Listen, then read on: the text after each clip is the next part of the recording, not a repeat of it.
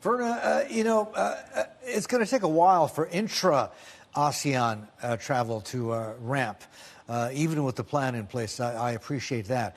But to Shree's point, the importance of China and Chinese tourists to the Philippine tourism market, can't be understated. The last statistic I saw was pre-COVID, 1 in every 5 visitors to the Philippines was from China. So obviously, the coronavirus situation has hurt tourism in the Philippines quite significantly. Unlike a lot of other places, though, thankfully, the Philippines obviously is an archipelagic nation, a lot of islands, a lot of beautiful destinations as well. Have you been able to encourage enough local domestic tourism to try and offset the loss of the Chinese tourist dollar?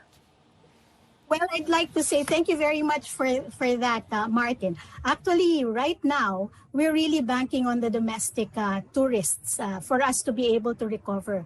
If you take a look at the contribution of the tourism industry to the gross domestic product of the country, that's about 12.8%. And of that number, that was in 2019, pre-pandemic.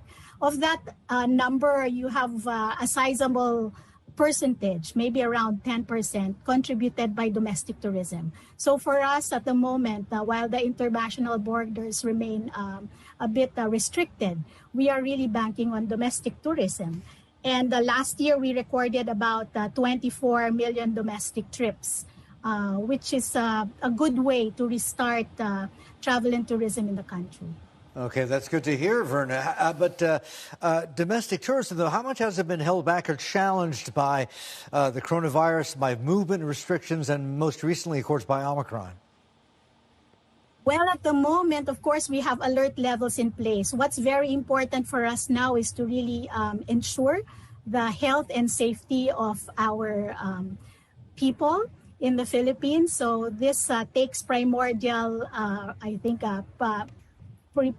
prime importance, no, compared to other things for the moment. Although there are certain destinations that remain open and we have point-to-point travel that is still allowed. So I think that is a good sign for us as well.